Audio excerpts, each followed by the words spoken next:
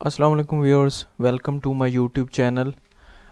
MCQs FSC part 1 के हम discuss कर रहे थे और चैप्टर नंबर 8 आज हमने स्टार्ट करना है।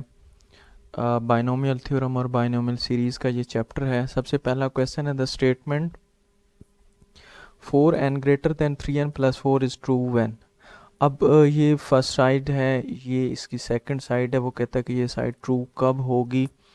तो मतलब है अगर हम n की वैल्यूज़ यहाँ पे पुट करें और ये वाली साइड ग्रेटर हो जाए इससे, तो मतलब ट्रू ही ट्रू है। अगर मैं ज़ीरो रखता हूँ तो 4 power 0 1, 3 power 0 1 plus 4 5, 1 greater then 5 which is not possible. अगर 1 की बात करते हैं तो ये 4 की power 1 greater than 3 power 1 plus 4 which is equal to 7, तो that's not right again. So we try n greater than or equal to 2. Here we can see that when we put n is equal to 2, we here get 16 greater than 9 plus 4 13. यहाँ पे हमें क्या मिलेगा 16 greater than 13। तो हमारा correct option ये होगा। फिर n की वैल्यू आप 3 4 5 रख के भी चेक कर सकते हैं। The statement 3n less than n factorial is true when. तो n की वैल्यू रिप्लेस कर दें। अगर 2 वैल्यू लेते हैं तो 3 की power 2 9 less than 2 factorial which is equal to 2, 9 less than 2 which is wrong. अब n की वैल्यू अगर 4 रखते हैं तो 3 4 81 and n factorial which is equal to 24। 4 का फैक्टोरियल 24 होता है, तो 81 जो है वो 24 से कम नहीं होता, ये भी रॉन्ग ही है। 6 अगर आप रखते हैं तो 3 की पावर 6 जो है ये बनेगा आपके पास 3 की पावर 6 ये बन जाएगा जी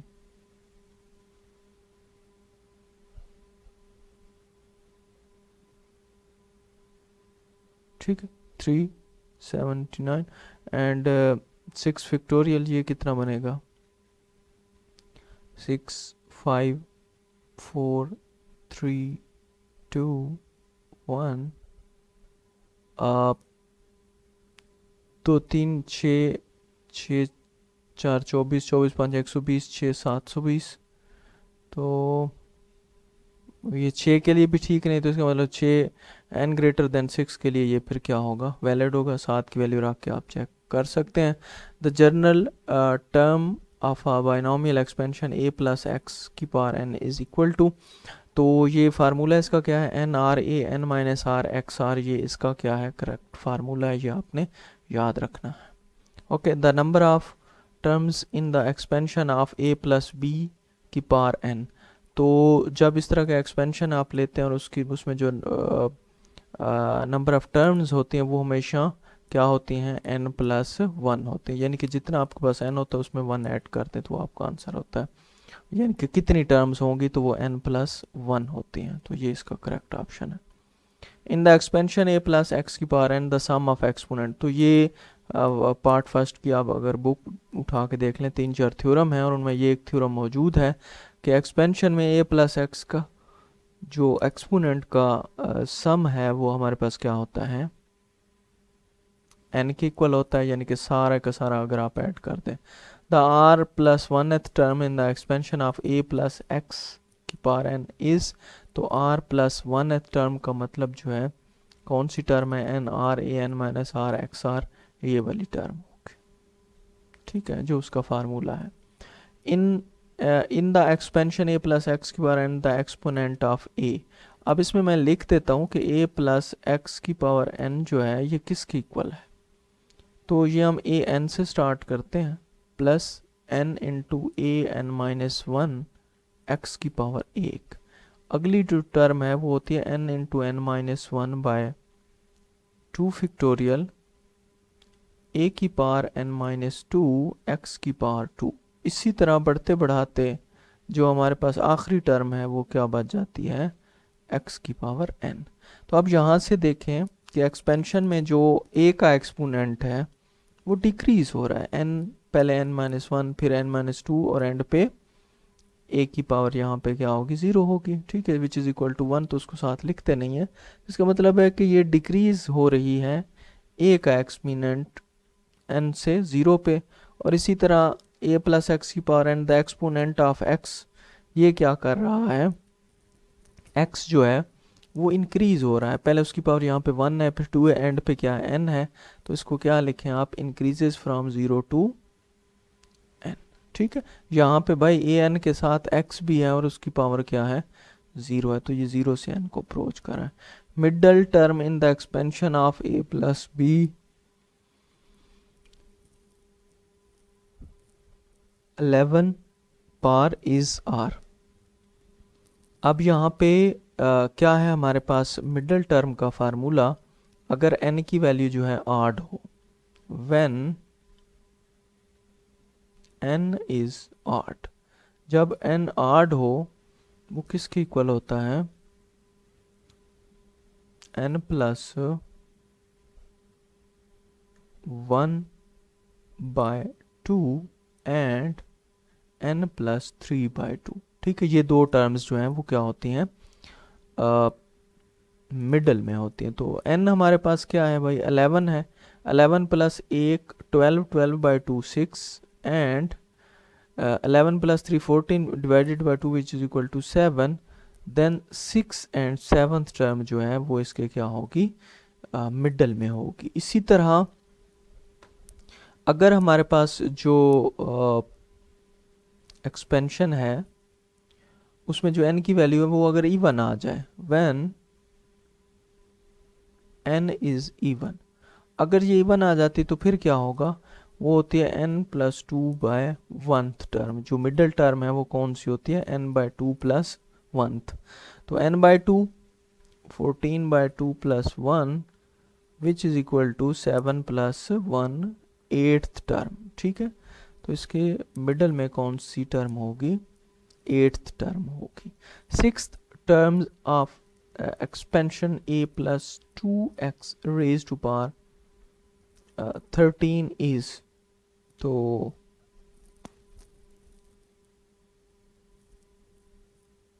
ओके 6th टर्म में हमारे पास 13 टोटल है। n देखें ये एक फार्मूला है हमारे पास, t r plus 1 is equal to n r, okay a n minus r x की पावर आर। अब मुझे 6 चाहिए ना, तो यहाँ पे r प्लस 1 है, मैं r को क्या ले लूँगा 5 ले लूँगा, तो यहाँ पे क्या बन जाएगा 5 प्लस 1, n मेरे पास कितना है भाई 13 है, r मेरे पास 5 है, इसी तरह 13 माइनस 5 x की पावर 5, देखें r की जगह 5 पुट किया, तो 13 5 a 8 x5 कहाँ पे पड़ा है, पहला ये आप इसका करेक्ट आंसर है। 4th term from the end in the expansion of a plus b raise to power 9 is, तो चौथी टर्म क्या होगी, देखिए अब ये 9 है, इसमें टोटल टर्म कितनी होगी, टोटल टर्म जो है वो होगी 10। तो 10 से उल्टी गिनती स्टार्ट कर लें, चौथा कौन सा होगा, 10 को भी छोड़ देंगे, 9 को भी छोड़ देंगे, 8 को, तो 7वीं टर्म जो है ये चौथी टर्म होगी, तो T7 इसका करेक्ट आंसर है। The term independent of x in the expansion of a plus 2x raise to power n is, देखें अगर इंडिपेंडेंट ऑफ x का मतलब है ऐसी टर्म जिसमें x ना हो, तो वो पहली टर्म होगी। जब हम इसको लिखेंगे a की पावर n तो उसमें कोई x नहीं होगा, तो फर्स्ट टर्म इसका आंसर है। Coefficient of the last term in the expansion of 2 minus x raise to power 7 is, आप देखें टोटल जो है ना, इसको जब एक्सपेंड करेंगे 8 टर्म्स होंगी और सारी अल्टरनेट होंगी, तो पहली जमा की होगी और आखिरी किसकी होगी, माइनस की। लेकिन इसका कोफिशिएंट क्या होगा, एंड पे होगा आपके पास, ये आखिरी टर्म, पहली टर्म 2 7 होगी, चलते चलते आखिरी टर्म माइनस एक्स की पावर 7 होगी। ठीक है, इसको अगर आप एक्सपेंड करते हैं ऊपर वाले फार्मूले से, तो देखें इसका कोफिशिएंट कितना है, -1 है, तो करेक्ट ऑप्शन ये है। Sum of all binomial coefficient in the expansion of a plus x raise to power n is, तो तमाम बाइनोमियल कोफिशिएंट्स का जो सम है वो किसके इक्वल होता है जी, 2 रेज टू पावर n के।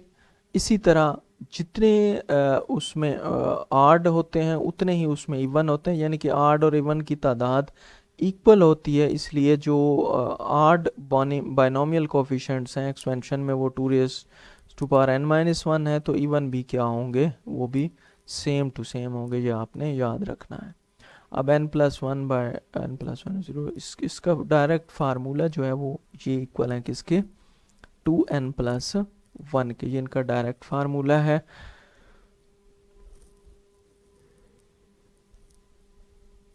अब क्वेश्चन नंबर 19 में देखें, ये ऊपर सारे 2n है, नीचे 0 1 2 उससे सेम है, तो क्या किया कि इस 1 की जगह जो है n रिप्लेस कर दें, तो फिर इस 1 की जगह भी क्या आ जाएगा, n ही आ जाएगा, तो ये 2n प्लस n क्या बन जाएगा, 2n, तो ये वाला हमारा पास आंसर ठीक होगा। If n is odd middle term, ये तो मैंने पहले बता दिया कि n अगर आड है तो उसमें मिडल टर्म ये वाली होगी, और इवन है तो उसमें मिडल टर्म ये वाली होगी, ये अभी हमने क्वेश्चन भी कर लिया है।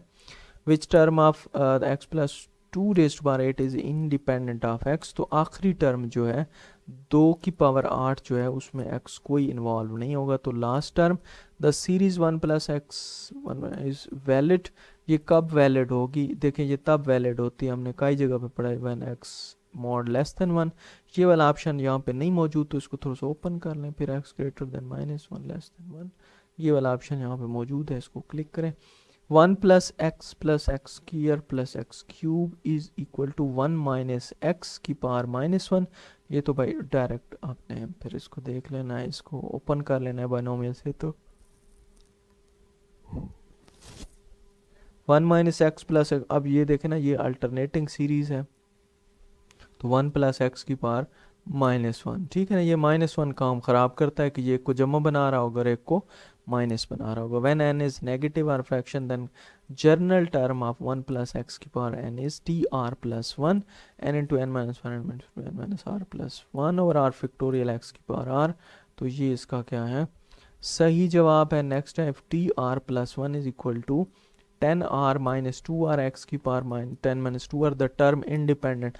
अब इस तरह का जब केस आ जाए तो हमें पता है कि जो टर्म इंडिपेंडेंट ऑफ x होती है वहाँ पे x की पावर क्या होती है, 0 होती है।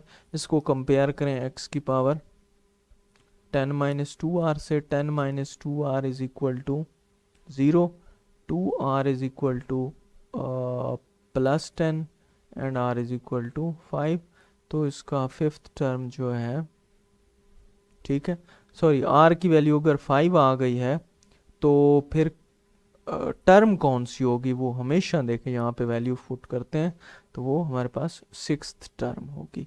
The sum of exponents of a and b in every term of the expansion a plus B raise to power n is, तो हमने ये पहले देखा है कि इनका सम जो है वो n है।